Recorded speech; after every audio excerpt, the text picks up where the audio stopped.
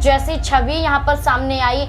OP Rajbhar जिस तरीके से फैसले लेते हुए नजर आए, जिस तरीके से ओपी राजभर के बयान सामने आए, हालिया बयानों की बात करें तो लोकसभा चुनाव के मद्देनजर यहाँ पर उनके बेटे अरविंद राजभर घोसी लोकसभा सीट से चुनावी मैदान में उतारे गए। लेकिन यहाँ पर अरविंद राजभर की भूमिका होनी चाहिए थी कि उन्हें अपने बेटे को जिताने के लिए भारतीय जनता पार्टी के समर्थन में, अपनी पार्टी के समर्थन में कम से कम वोट तो मांगना ही चाहिए था। लेकिन ओपी राजभर अपने बयानों में प्रचार प्रसार के दौरान ये कहते हुए नजर आते हैं कि मैं योगी कैबिनेट में मंत्री हूं, इतना दम तो रखता हूं कि अगर मैं योगी आदित्यनाथ को बोलूं तो उन्हें भी मेरे आगे झुकना पड़ सकता है, क्योंकि मैं। नमस्कार, मैं शालिनी शाक्य और आप देख रहे हैं नेक्स्ट 9 पॉलिटिकल बाइट। देश में सरकार बन चुकी है। सरकार बनने के बाद भी लगातार इस चीज को लेकर समीकरण लगाए जा रहे हैं और जांच पड़ताल की जा रही है कि आखिरकार बीजेपी को इस बार इस लोकसभा चुनाव में अपने दम पर पूर्ण बहुमत क्यों नहीं मिला। यहाँ पर अगर देखा जाए तो ओम प्रकाश राजभर को लेकर बीजेपी लगातार नाराज भी दिखाई दे रही है, तो वहीं उत्तर प्रदेश में सीएम योगी आदित्यनाथ को लेकर भी बीजेपी में नाराजगी देखी गई। लेकिन अगर ओम प्रकाश राजभर की बात की जाए तो यहाँ पर मीडिया से बातचीत करते हुए वो तमाम बयान देते दिखाई दिए और वो ये सफाइयां देते दिखाई दिए कि घोसी से आखिर अरविंद राजभर उनके बेटे क्यों हार गए। लेकिन ऐसे में ये अगर समीकरणों की बात की जाए और थोड़ा पीछे जाकर इतिहास को लेकर अगर बात की जाए या कुछ साल पुरानी बात की जाए तो यहाँ देखा गया कि 2022 में अरविंद राजभर को बनारस की शिवपुर सीट से मैदान में उतारा गया था, जब ओम प्रकाश राजभर समाजवादी पार्टी के साथ थे। ऐसे में भी अरविंद राजभर वहां से जीत हासिल करते नहीं दिखाई दिए। वहीं अगर 2017 की बात की जाए तो 2017 में भी अरविंद राजभर एक बार फिर मैदान में उतरे थे और वहां से भी उन्हें हार का सामना करना पड़ा था।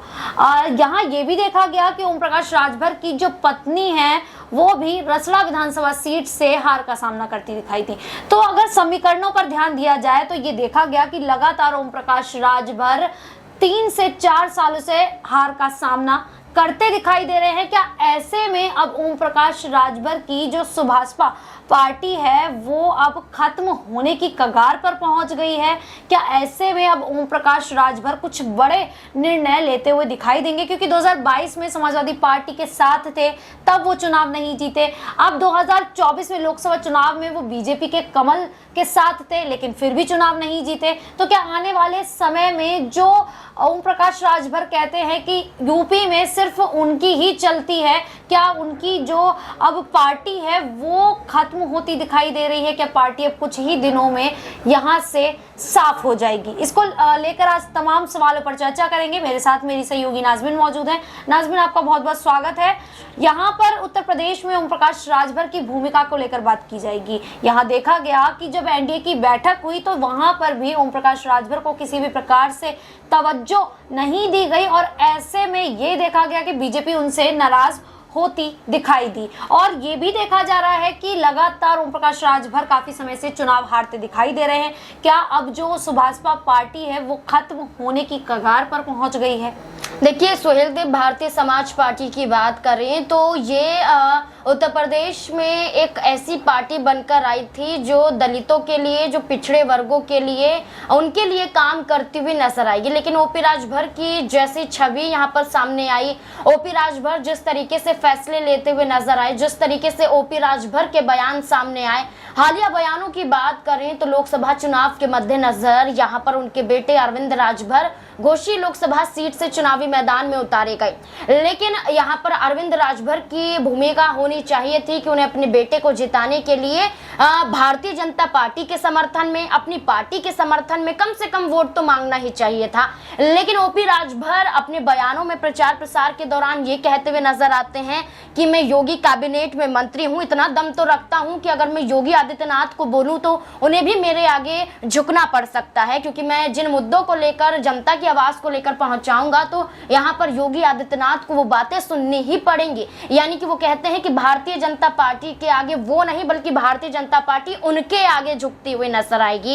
ओपी राजभर कहते हुए नजर आते हैं कि आप थाने में पीला गमछा लेकर चले जाइए, किसी में इतनी हिम्मत नहीं होगी कि वो आपसे सवाल कर ले कि आप किस पार्टी से हैं या आपको किसने भेजा है। तो ओपी राजभर ऐसे बयान देते हैं। ओपी राजभर तो बयानों में ये भी कहते हुए नजर आते हैं कि क्या छड़ी चिन्ह पर वोट देने से आपको कोई ऐतराज है? तो यहाँ की जनता जब वो प्रचार प्रसार दौरान यहाँ पर घोषी में पहुंचते हुए नजर आते तो सीधे तौर पर वहाँ की जनता कहती है बिल्कुल ऐतराज है, हम नहीं देना चाहते आपको वोट। तो ओपी राजभर की पार्टी का, ओपी राजभर का चेहरा उत्तर प्रदेश में इस तरीके से बना हुआ है कि कोई भी उन पर भरोसा करता हुआ नजर नहीं आता है। जब भी तो देखिए 2017 का चुनाव हो, 2022 में चुनाव हो या हुए 2024 के लोकसभा चुनाव ही क्यों ना हो, अरविंद राजभर का किस तरीके से अपमान भारतीय जनता पार्टी ने करवाया। भारतीय जनता पार्टी ने ये तक करवा दिया कि अरविंद राजभर को जनता के बीच में यहाँ पर कान पकड़ के झुकने पर मजबूर करवा दिया। ये भी कहते हुए नजर आए थे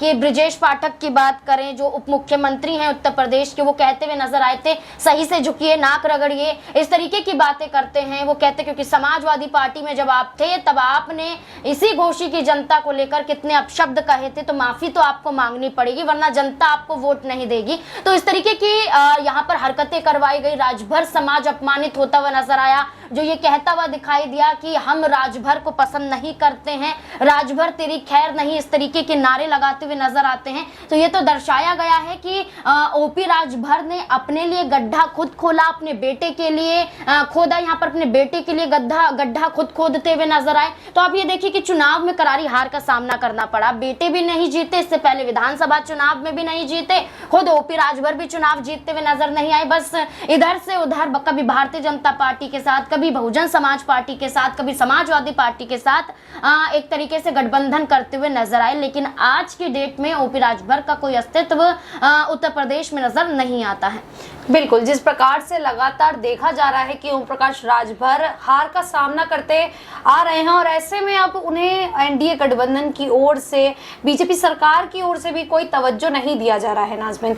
तो क्या ऐसे में अब ओम प्रकाश राजभर एक बार फिर से समाजवादी पार्टी का रुख करते दिखाई देंगे? ये भी एक बड़ा सवाल बन जाता है। लेकिन यहाँ जब ओम प्रकाश राजभर से बात की गई तो वो ये कहते दिखाई दिए कि उनके बेटे अरविंद राजभर को यहाँ पर 3,40,000 वोट उनके खुद के सिंबल पर मिले हैं। तो ऐसे में क्या वो अपने सिंबल के लिए राजनीति कर रहे थे? आप समाजवादी पार्टी छोड़कर बीजेपी में शामिल हुए थे, बीजेपी के गठबंधन के साथ थे, तो ऐसे में आपको अपने सिंबल पर वोट मांगने की बजाय आपको कमल के वोट पर वोट मांगना चाहिए था। शायद अगर आप कमल के वोट पर वोट मांगते तो शायद आपके जो बेटे हैं अरविंद राजभर वो जीतते हुए दिखाई देते। लेकिन यही देखा गया कि वो जब भी चुनाव प्रचार करने गए तो वो अपने पार्टी के सिंबल के लिए चुनाव प्रचार करते दिखाई दिए, कभी भी उन्होंने कमल के सिंबल पर वोट मांगते हुए वो नहीं दिखाई दिए। तो ये भी एक बड़ा सवाल उनके लिए बन जाता है कि इस तरीके से आपने प्रचार किया तो शायद जनता वो प्रचार को पसंद नहीं कर पाई। और अब ऐसे में नतीजा ये सामने आ रहा है कि ओम प्रकाश राजभर की जो राजनीति है वो लगभग ये मान लीजिए कि खत्म होने की कगार पर आ गई है।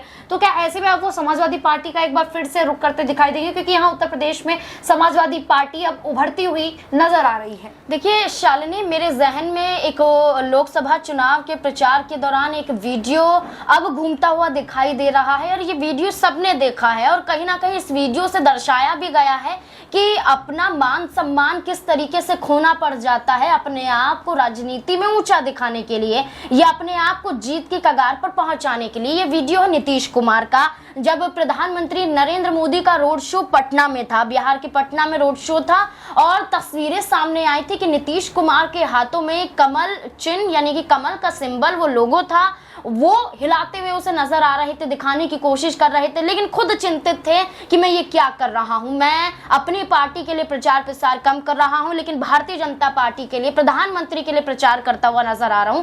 यहाँ पर अपमानित तो नीतीश कुमार खूब हुए थे, यहाँ पर उनका अपमान हुआ, वीडियो वायरल हुआ, लोगों ने बड़े हंसी मजाक किए। लेकिन आज अगर हम देखें तो नीतीश कुमार सिर्फ और सिर्फ बिहार में अपनी सत्ता बचाने के लिए झुकते हुए नजर आए थे। आज यही हकीकत है कि 12 उन्होंने सीटें यहां पर जीती, 16 सीटों पर चुनाव लड़ा, 12 सीटों पर जीत दर्ज की। इसके साथ साथ उन्होंने मोदी मंत्रिमंडल में अपने 2 सांसदों को मंत्री बना के मंत्रालय भी ले लिया, कैबिनेट में भी जगह पाली। तो नीतीश कुमार को लेकर जिस तरीके से देखा जा रहा है, बेशक उन्हें पलटू राम कहा जाए, लेकिन उन्होंने कदम जो उठाया वो अपने फायदे के लिए, बिहार के लिए कहीं ना कहीं उठाते हुए नजर आए। लेकिन अगर हम ओपी राजभर की बात करें तो ओपी राजभर का एक और बयान सामने याद आता है मुझे, जब वो ये कहते हुए नजर आते हैं कि कमल पर हमें वोट नहीं पाना है, कमल से हमें कोई लेना देना नहीं है, हमारा तो गठबंधन मजबूरी में था, हमें गठबंधन मजबूरी में करना पड़ा, वरना हम कमल के साथ नहीं आते। वो इस तरीके के बयान देते हुए नजर आए थे कि ये गठबंधन मजबूरी का गठबंधन है।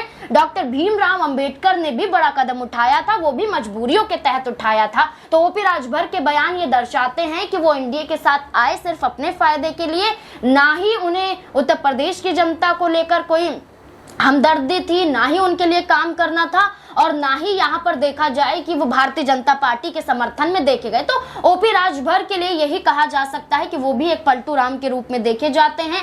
वो आने वाले विधानसभा चुनाव से पहले हो सकता है कि समाजवादी पार्टी में वापसी करते हुए नजर आए, क्योंकि वो भी कभी इधर जाते हैं तो कभी उधर जाते हैं। तो आज एनडीए के साथ हैं, एनडीए की कई बैठक होती हुई नजर आई, ओपी राजभर को इन्विटेशन तक नहीं पहुंचा, उन्हें शामिल तक नहीं करवाया गया।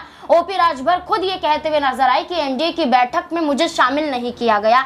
यहाँ पर ओपी राजभर की पार्टी टूटने के कगार पर पहुंच जाती है, कार्यकर्ता नेता ओपी राजभर का साथ छोड़ते हुए नजर आते हैं। तो आप ये देखिए कि अब ओपी राजभर के पास मौका है कि वो भारतीय जनता पार्टी से अलग हटते हुए नजर आए, क्योंकि भारतीय जनता पार्टी जिस तरीके से पिछड़ती हुई उत्तर प्रदेश में नजर आई है, तो ओपी राजभर के लिए रास्ते खुले हैं समाजवादी पार्टी के, ताकि आने वाले विधानसभा चुनाव में तो कुछ अच्छा वो प्रदर्शन यहाँ पर कर पाए। पहले तो कोई अच्छा प्रदर्शन कर नहीं पाए, लेकिन क्या समाजवादी पार्टी का अगर रुख कर लेते हैं, और ऐसे में समाजवादी पार्टी जिस तरीके से उभरती हुई दिखाई दे रही है, तो ओपी राजभर कहीं ना कहीं आने वाले विधानसभा चुनाव में कुछ करके दिखा सकते हैं और जीत भी हासिल कर सकते हैं। लेकिन अब देखना होगा कि क्या ओम प्रकाश राजभर एनडीए छोड़कर समाजवादी पार्टी का रुख करेंगे भी, या इस तरीके की ही बयानबाजी देते रहेंगे जिससे उन्हें आगे भी नुकसान झेलना पड़ेगा। फिलहाल के लिए इतना ही। इसी प्रकार की देश दुनिया से जुड़ी खबरों के लिए देखते रहिए नेक्स्ट 9 पॉलिटिकल बाइट।